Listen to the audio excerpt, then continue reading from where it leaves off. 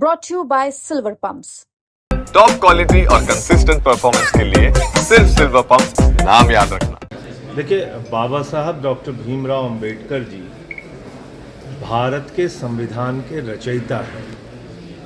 यानी कि ये देश के नियमों और कानूनों के मुताबिक चलेगा, ये दिशा देश को देने का काम बाबा साहब डॉक्टर भीमराव अंबेडकर जी ने किया। हिंदुस्तान के नौजवान आज भी शहीद आजम भगत सिंह जी से प्रेरणा लेते हैं। उन्होंने अपना बलिदान दिया हिंदुस्तान की आज़ादी के लिए।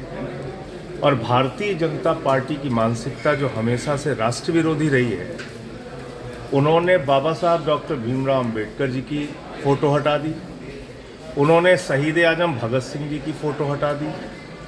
आप हमारे महापुरुषों का अपमान करेंगे तो हमारे पार्टी के विधायक क्या ये मुद्दा नहीं उठाएंगे सदन में? और सदन में अगर उठाएंगे तो आप उनको मार्शल से घसीट के बाहर करवाएंगे।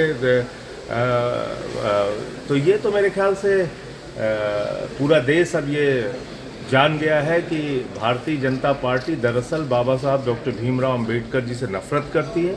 और इसी के कारण पिछले दिनों लोकसभा के अंदर देश के गृह मंत्री ने, अमित शाह जी ने अपमानित किया था बाबा साहब डॉक्टर भीमराव अंबेडकर जी को राज्यसभा में।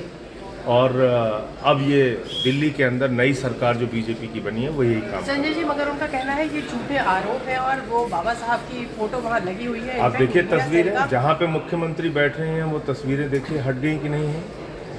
भाई, आपको मैं नहीं मना कर रहा हूँ, कोई और तस्वीर लगाना है आप लगाइए, लेकिन आप उनकी तस्वीरें हटा के तो उनका अपमान कर रहे हैं ना।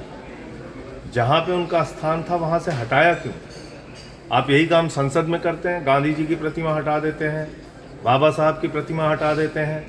यहाँ भी तो यही किया संसद के अंदर, और वही काम दिल्ली सरकार बनने के बाद दिल्ली के कार्यालयों में हो रहा है। पर आपको लगता है एलजी के एड्रेस के बाद भी ये इशू उठाया जा सकता था, क्योंकि असेंबली तो तब भी बैठती। आपको लगता है क्योंकि बीजेपी का कहना है सवाल ये नहीं है कि, सवाल ये है कि भाई आपने हटाया क्यों? इसका आपके पास क्या जवाब है? पहले बताइए देश को, बाबा साहब से इतनी नफरत क्यों है आपके मन में?